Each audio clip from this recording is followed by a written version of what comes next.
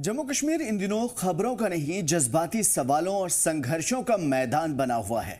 एक तरफ पवित्र यात्राओं की घंटी गूंज रही है तो दूसरी तरफ मातम में डूबे घर, पुलिस की गलत फहमियां और संसद में गूंजते सियासी सवाल। आदाब, नमस्कार, मैं हूं आमिर एहसन और आप देख रहे हैं 5 मिनट में 5 बड़ी खबरें। पुलिस का कहना है कि परवेज अहमद बेगुनाह था, गलतफहमी हो गई थी। गलतफहमी हो गई थी? कैसी गलतफहमी? किसी के बेटा, किसी का शौहर और एक मासूम नागरिक मारा गया और आप कह रहे हैं गलतफहमी हो गई थी। जम्मू में पुलिस इनकाउंटर में मारे गए परवेज अहमद के घर आज मुख्यमंत्री उमर अब्दुल्ला खुद पहुंचे थे। गमजदा परिवार से मुलाकात की, सर झुकाया और वादा किया कि ये लड़ाई सिर्फ परवेज की नहीं, इंसाफ की है। इसे हम मंजिल तक पहुंचाएंगे। एनसी ने ट्राइबल कम्युनिटी के आपात बैठक भी बुलाई है और स्टूडेंट्स अलायंस ने एहतजाज दर्ज कराया है। स्टूडेंट का कहना है कि जुडिशियली इंक्वायरी के बगैर कुछ भी कबूल नहीं है। पिछले 4 साल में कई गुज्जर बकरवाल नौजवान मारे गए, लेकिन आज तक एक भी केस में सच्चाई क्यों सामने नहीं आई? फैक्ट्स जो आपको जाननी चाहिए परवेज अहमद के बारे में। जम्मू के एक आम नौजवान मुठभेड़ में मार गिराने का दावा किया गया, लेकिन कोई सबूत पेश नहीं किया गया। बाद में पुलिस ने कहा कि बेगुनाह था। परिवार और समाज का कहना है कि वो बेगुनाह था और जानबूझ के मारा गया। पुलिस का कहना है कि एक बेगुनाह जरूर मारा गया है, लेकिन इस मसले पर कांस्टेबल को मुअत्तल कर दिया गया।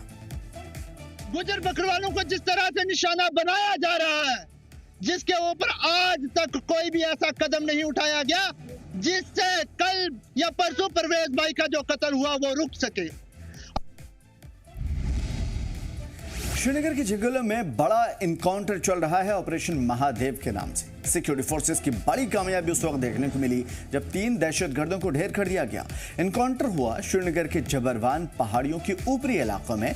फौज, सीआरपीएफ और जम्मू कश्मीर पुलिस की संयुक्त कार्रवाई में ये इलाका बेहद घना है और चुनौतीपूर्ण भी है, जहां पे आतंकियों की हलचल की पुख्ता खबरों के बाद ऑपरेशन महादेव शुरू किया गया। लगातार घंटों चली मुठभेड़ में सिक्योरिटी फोर्सेज ने 3 आतंकियों को मार गिराया, हथियार और गोला बारूद भी बरामद किया और इस ऑपरेशन को जम्मू कश्मीर में आतंक की सफाई की दिशा में बड़ी कदम और कामयाबी तस्वर की जा रही है।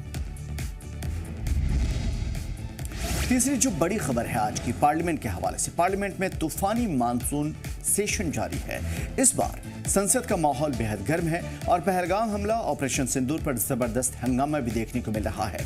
दोनों ऐवानों में बहस तेज और तीखी और सियासी तौर पे बेहद अहम मानी जा रही है। 16 घंटे की बहस का प्लान तय है, लेकिन बार बार हंगामे के चलते कार्रवाई को मुलतवी करना पड़ रहा है। अब जैसे ही बहस फिर से शुरू होगी, माहौल और भी ज्यादा गर्माने की उम्मीद है। सभी संसदों को 30 जुलाई तक हर सत्र में मौजूद रहने का व्हिप जारी किया गया है।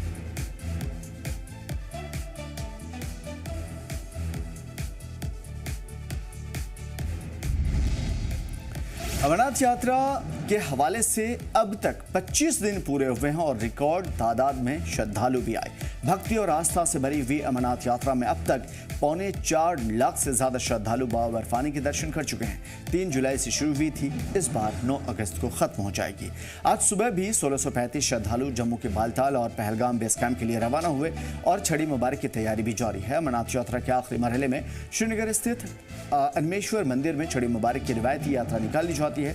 4 अगस्त से यात्रा शुरू होगी और उसके बाद पामपोर, बिजबहाड़ा, मटन, पहलगाम और बाबा की गुफा तक ये पूरी रास्ता, इस पूरे सफर में छड़ी मुबारक जाएगी। 9 अगस्त को गुफा पहुंच करके यात्रा का समापन होगा। बात कर लेते हैं बाबा बूढ़ा अमरनाथ यात्रा के हवाले से, जो कि बहुत अहम है। 2025 बाबा बूढ़ा अमरनाथ यात्रा जोश भरा आगाज हुआ आज से। जम्मू के भागवती नगर अमरनाथ बेस कैंप से आज बूढ़ा बाबा अमरनाथ के लिए यात्रा शुरू हुई और एलजी मनोज सिन्हा खुद ही श्रद्धालुओं के पहले जत्थे को हरी झंडी दिखाकर रवाना करते नजर आए। अकीदतमंद जोश और देशभक्ति का अनोखा संगम दिखाते नजर आए। श्रद्धालु तिरंगा हाथ में लेकर बोले, ये यात्रा हम देश के वीर जवानों को समर्पित करते हैं। खास तैयारियां हैं, चाक चौबंद सुरक्षा है और जम्मू से पूंछ तक पूरे रूट पर पहरा है।